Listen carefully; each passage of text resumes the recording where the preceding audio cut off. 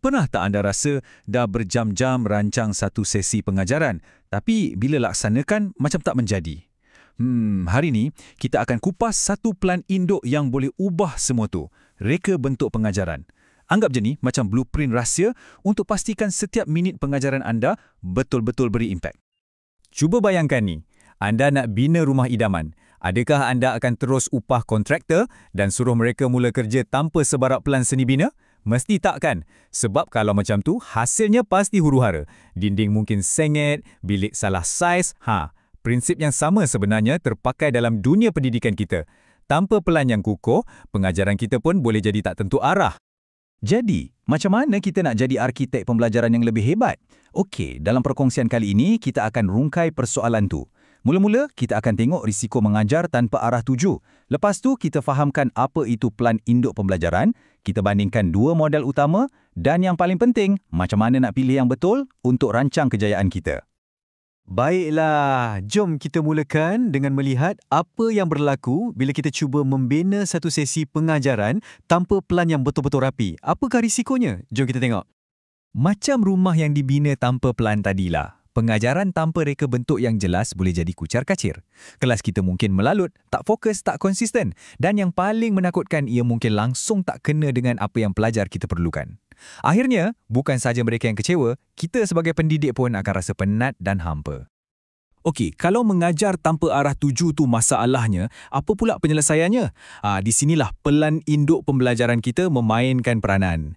Reka bentuk pengajaran ni menawarkan kita satu kerangka kerja yang sistematik yang boleh bantu kita cipta pengalaman pembelajaran yang bukan saja berkesan tapi juga konsisten. Seperti yang dinyatakan oleh Willis pada tahun 1995, ia adalah satu proses yang terancang. Tapi, kata kunci yang paling penting kat sini ialah sistematik. Apa maksudnya tu? Maksudnya, kita tak lagi main petik je aktiviti secara rawak. Sebaliknya, setiap komponen, daripada video yang kita pilih, sampailah ke soalan kuis yang kita tulis, semuanya dipilih dengan sengaja untuk capai satu matlamat pembelajaran yang spesifik. Jadi, kenapa kita patut susah-susah guna model ni? Senang cerita, ada 3 sebab utama. Pertama, ia bagi kita struktur dan fokus, macam rangka bangunan. Kedua, ia meningkatkan konsistensi. Jadi, kualiti pengajaran kita sentiasa terjamin. Dan yang paling best, ia meningkatkan kecekapan. Jimatkan banyak masa dan tenaga kita sebab kita tak perlu lagi cipta semua benda dari kosong setiap kali nak mengajar. Baiklah, setiap arkitek ada gaya dan plan kegemaran masing-masing kan? Dalam dunia pendidikan pula, ada dua pelan yang sangat popular dan power. Model Ashur dan juga model Eddy. Jom kita bedah siasat kedua-duanya. Okey, pertama sekali, kita ada model SUSURE. Anda boleh bayangkan model ni sebagai plan yang direka khas untuk bilik darjah zaman sekarang yang penuh dengan teknologi. Fokus utamanya adalah pada pelajar dan ia sangat tekankan macam mana kita boleh gunakan teknologi dan media macam video, aplikasi interaktif dengan cara yang paling berkesan. Nama Ashur itu sendiri sebenarnya satu akronim yang mudah untuk kita ikut. Ia ada 6 langkah. Kita mulakan dengan A, menganalisis pelajar kita, kenal siapa mereka. Kemudian S, nyatakan objektif yang jelas. S lagi, untuk pilih kaedah dan media yang sesuai. U, gunakan media tu. R, pastikan ada penyertaan aktif dari pelajar. Dan akhir sekali E, nilai dan simak semula. Ia satu kitaran yang buat pengajaran kita sentiasa bertambah baik. Sekarang, jom kita beralih pula pada model Eddy. Kalau Ashur tadi tu pakar dalam integrasi media, Eddy ni pula macam plan induk untuk projek pembinaan yang lebih besar dan komprehensif. Ia ada 5 fasa yang pastikan setiap aspek program latihan atau kurikulum dirancang dengan teliti dari A sampai Z. Fasa-fasanya ialah analisis, reka bentuk, pembangunan, pelaksanaan dan penilaian. Itulah ADDE. Walaupun nampak macam satu garisan lurus, kehebatan ADDE ini sebenarnya terletak pada fasa terakhir iaitu penilaian. Fasa ni bukan penamat tau. Ia adalah permulaan semula. Segala maklum balas dari sini akan dibawa balik ke fasa analisis untuk kitaran seterusnya. Ini menjadikan model ADDE sangat mantap dan sentiasa berevolusi.